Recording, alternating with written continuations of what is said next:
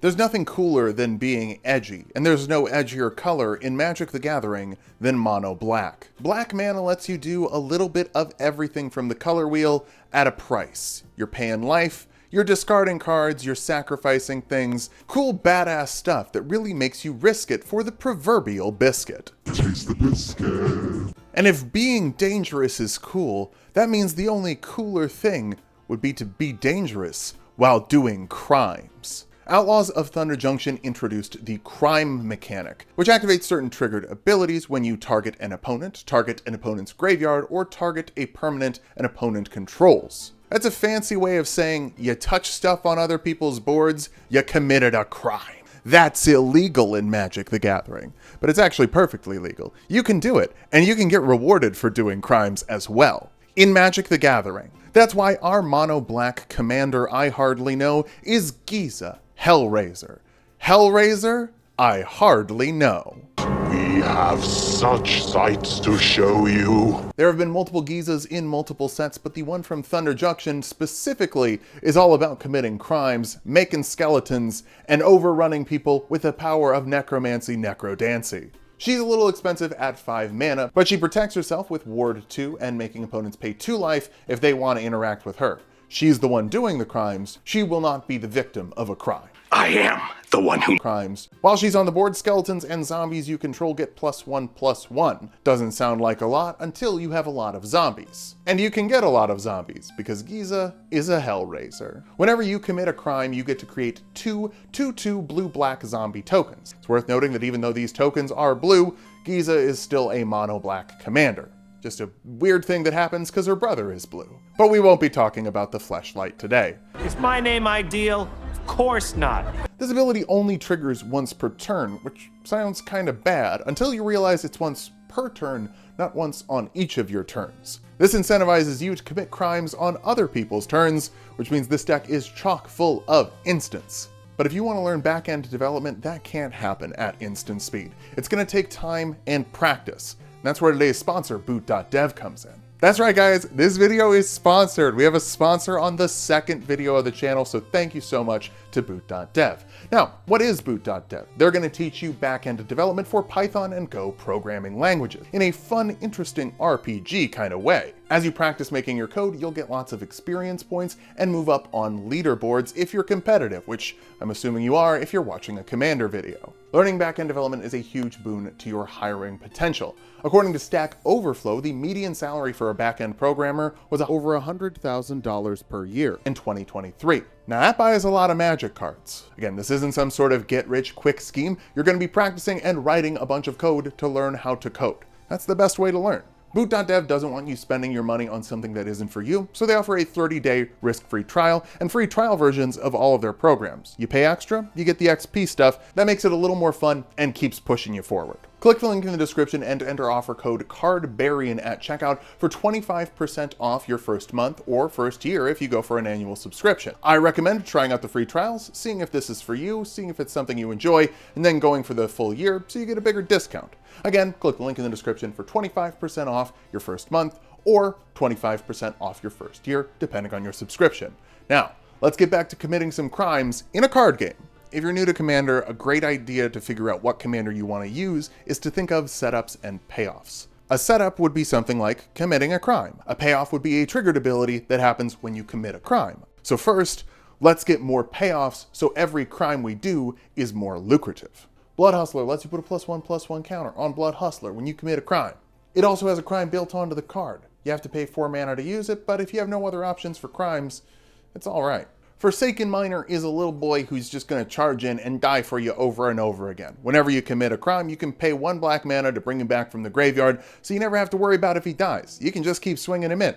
He can't block anyway. Get that pickaxe swinging from side to side, side to side. Raven of the Fell Omens makes each opponent lose 1 life and you gain 1 life when you commit a crime. Servant of the Stinger lets you sacrifice it if it dealt combat damage to a player and then tutor up a card if you've committed a crime that turn. Tutoring is so good. Picking the cards that are in your hand is better than having to draw them at random. Vadmir, the New Blood, is a vampire. He gets +1/+1 counters every time you commit a crime. If he's got 4 or more on him, he gets Menace and Lifelink, which makes him harder to block and gains you more life, so you can spend your life like a badass. I think I'm dying here, man. Life's a resource, you know?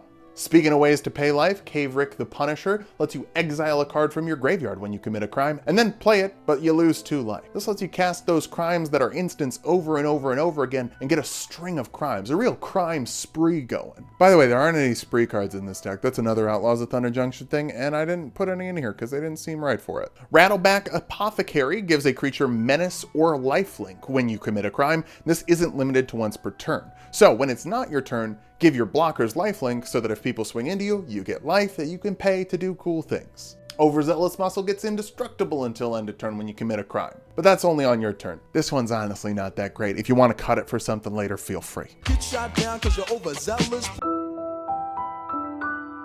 Hopefully you can get a few more crime payoffs, although 2/2 black zombies is a pretty good payoff as well, especially considering they're 3/3 zombies when Gisa's on the battlefield. So let's talk about crimes.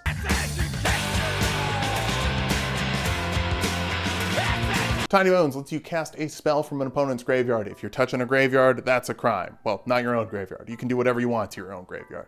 I guess that's fine. Blood Artist makes the target player lose 1 life, and you gain 1 life anytime a creature dies. You have a lot of things that destroy creatures. You also have a lot of zombies that might die as blocking fodder. Now, if you block with a zombie and it dies, you commit a crime and you make 2 zombies. Falcon Wrath Noble is like Blood Artist, but it flies. Vein Ripper is like Falcon Wrath Noble, but with 2 life instead of 1 life. And also it has a ward forcing people to sacrifice a creature, which would trigger it one last time before it dies. Boggart Trawler exiles an opponent's graveyard. That's a crime, but it's also a land. Murderous Rider is an adventure card. The adventure is a crime. The rider is fine if you have no other creatures to play.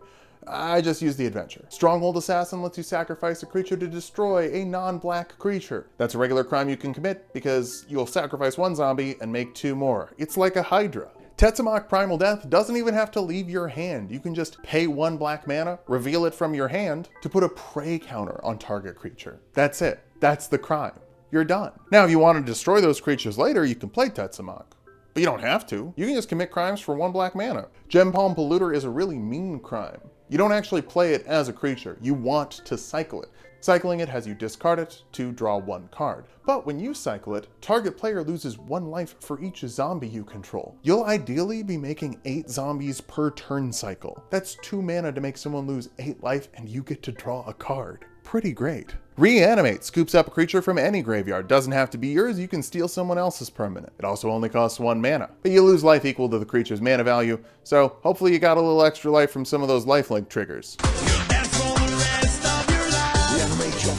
Drown in Ichor gives something -4/-4. That's a great way to kill things even if they're indestructible. Minusing their toughness down to 0 will kill them. A little sneaky. It also proliferates, which isn't as important in this deck, but -4/-4 is a good way to get around that defense. Feed the Swarm destroys a target creature or enchantment. You also lose life equal to that mana value. Again, it's black. We're gonna lose some life. Who cares? It's a resource. Sign in Blood has target player draw 2 cards and lose 2 life. This is something you should usually use on yourself. However, if you give someone card advantage and let them draw cards, you're still targeting a player. That's still a crime. Believe it or not, jail right away. So situationally, it could be more useful than something like Night's Whisper, which is also in here, and that's just you draw 2 cards and lose 2 life. Drawing cards is good. Even if it's not totally on brand with the theme of the deck, you should draw cards. You should have cards in your deck that make you draw cards. Those are the sorceries, but let's get to the instants, because we've got 27 of them. That's a lot. Cremate's more card draw. Draws you a card, but it also exiles a card from a graveyard, which is a crime. So that means for 1 mana, you're drawing a card, exiling a card from a graveyard, and making 2/2 black zombie creatures, which are actually 3/3s. Defile is so good in mono black, giving target creature -1/-1 for each swamp you control for 1 black mana. Spoiler for the land base, it's all swamps. Oh, hello, man! It's not all swamps, it's mostly swamps. Malakir Rebirth is a crime. You choose target creature and it will return to the battlefield if it dies that turn. If you choose someone else's creature, it returns to the battlefield. That's good for them. Still a crime, still illegal. But it's also a land. Just flip it on over. You got a land, you don't miss a land drop. Tragic Slip, another 1 drop. -1/-1 until end of turn, or -13/-13 if something died this turn. You're gonna have a lot of things to destroy a creature. Use this to combo off. Or block with one of your zombies during combat. That dies. Now you got -13/-13 instead of -1/-1. What, we some kind of Suicide Squad? Remember, Minusing gets around indestructible. Vile Rebirth, another one to exile a card from a graveyard. This one makes a 2/2 zombie, but for you it's going to be 3 2/2 zombies. Whisper of the Dross, -1/-1 until end of turn. Proliferate again. I got a couple proliferate cards in here. They're not really for much. Well, we have Planeswalkers. We'll talk about them later. Bitter Triumph, blows something up, creature or planeswalker. Consuming Corruption deals damage and gives you life equal to the number of swamps you control. We're mono black, we have a lot of swamps. Shrek is Golgari, by the way. When they do universes beyond Shrek, he's Golgari. He's not mono black. But he should have Swamp Walk. Doomblade blows up a non-black creature. Go for the Throat destroys a non-artifact creature. Shoot the Sheriff destroys a non-outlaw creature. Heartless Act destroys a creature without counters on it, or removes 3 counters from a creature. Doesn't matter, they're both crimes. Imp's Mischief changes the target of a spell with a single target, so if someone tries to blow you up during your crimes, you say no, no, no, no. I'm the one who crimes. It's me crime time. It's fun to do bad things. Infernal Grasp destroys any creature. You lose 2 life. Dismember gives a creature -5/-5 until end of turn. You can also pay 2 Phyrexian mana for it instead of 2 black mana, which will save you mana. It will cost you life, but that's fine. Life's a resource. Grim Affliction puts a -1/-1 counter on a creature and then proliferates, which is a little better than Whisper of the Dross, but it also costs more mana. So, you know, whatever. Murder kills something. Yeah, I sure hope it does. You can take that out of context. That's just true.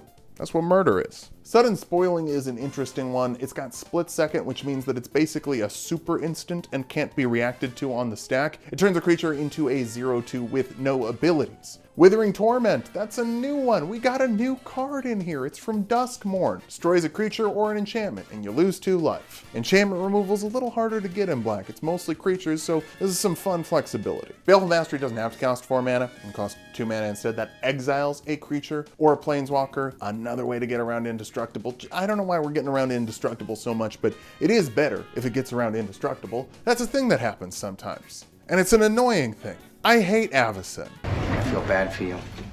I don't think about you at all. Fel the Profane costs 4 mana, that's a lot, but it's also a land and it destroys a creature or a planeswalker, so you know, blow something up. Hangramawling is another one that just destroys a creature for 4 mana, but guess what? It's also a land, which means we have to pack less lands, which means we get to pack more crimes. I like crimes. Pile-On is another one you can get for free, and you especially can get for free because it has Convoke, letting you tap your creatures to pay the mana cost instead of paying the mana cost. You're ideally going to have a huge board full of zombies that you can tap that you don't care about. We're meant to be expendable. Yes. You don't have to, because the bodies ain't got no souls in them. Now those are all fun. It's fun to commit crimes at instant speed, but you know what's more fun? Repeatable regular crimes. And that's where our planeswalkers come in. We've got 2 Lilies here. Liliana the Last Hope, and a classic, Liliana Vess. Both of their +1 abilities are crimes. That's why they're here. The Last Hope gives up to 1 creature -2/-1 until end of turn. That can kill something if it's a 1/1. But, more importantly, it's a crime. And it's a crime you can commit every time it's your turn for no additional mana. Lily Vess makes the target player discard a card. Pretty simple, pretty neat, pretty crime. There are also some artifacts with regular crimes. Codex Shredder costs 1 mana, and you can tap it to make a target player mill a card. It's not actually called mill, so I don't think it is for other things that count mill, like Bruvac or something. But it's a 1-drop that you can use on anyone's turn to commit a crime every turn cycle. So think about it this way. You paid 1 mana, and you now have something that makes you 2 zombies every turn cycle. That's really good. Same with the Relic of Progenitus, this exiles a card from a graveyard. Maybe that's not that important. Maybe it is important if you're playing against someone who's using a reanimator strategy. Scrabbling Claws does the same thing as Relic of Progenitus. It's redundancy. And, more importantly, it's redundancy. Liquid Metal Torque is such a funny one to me. It's a mana rock most of the time. You can tap it for 1 colorless mana, but it can also turn a non-artifact creature into an artifact creature, which is a crime. It's a weird crime, but it's a crime. Unlicensed Hearse exiles cards from a graveyard. It's a crime. It's zombies. There's only 1 enchantment I have for regular crimes. It's Virtue of Persistence, letting you put a creature card from a graveyard onto the battlefield under your control at the beginning of your upkeep. So yoink the best creature you blew up with an instant in the last turn cycle, and you've already committed a crime for your turn without spending any additional mana. To play these cards in a timely manner, we of course have the standard Soul Ring. We also have Jet Medallion in here to discount your black spells, because they're all black spells, except for the artifacts, I guess. Dark Ritual will also help you ramp, giving you 3 mana for 1 mana. it's an auto include in any deck that has black. For protection, we're bringing Lightning Greaves and Swiftfoot Boots. Lightning Greaves gives Shroud, which can be an issue if you plan on targeting your commander.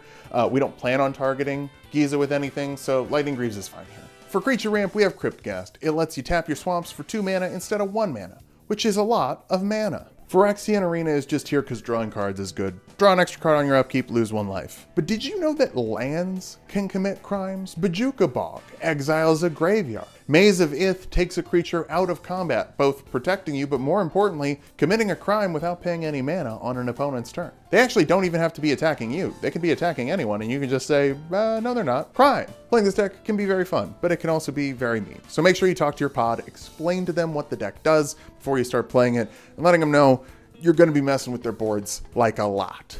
Rule 0 is a cool conversation to have. Just always. You should also let them know that this deck went way over our proposed budget of $100 and is at $167 instead. Cabal Coffers is in there. I forgot to mention that, but yeah, that's $20. That's $20 at least. If you're not looking to spend that kind of money on a deck, I get that. But as with all the other monocolored commanders we're building, I'm reminding you that we are getting staple cards you can use when you upgrade to multicolored decks. This one specifically is going to work really well with what I have planned for Dimir. You'll maybe see that a little bit later. So all of the decks so far have been over budget, but I'm not worried about it. We're building a good collection that we can use and reuse and reuse and reuse and reuse? Ryu? No, I'm not building Ryu. Thanks for watching. This is the second video on the channel, but there are 3 videos total. One of them just happened to be on the other channel before I realized I wanted to split the channels off. Please subscribe to see more stuff like this. If you want to vote for what deck you want to see next, go to Patreon. That's where I will have the vote be open for which color gets chosen next. And check out the other channels if you haven't. We're finally making some more D&D homebrew stuff over on Tulok the Barbarian. We're playing a bunch of random games over on Tulok Time, and we're playing Elden Ring on Tulok and Mango. Go check out all of those channels and subscribe on Twitch if you want to hang out with me live. Bye-bye.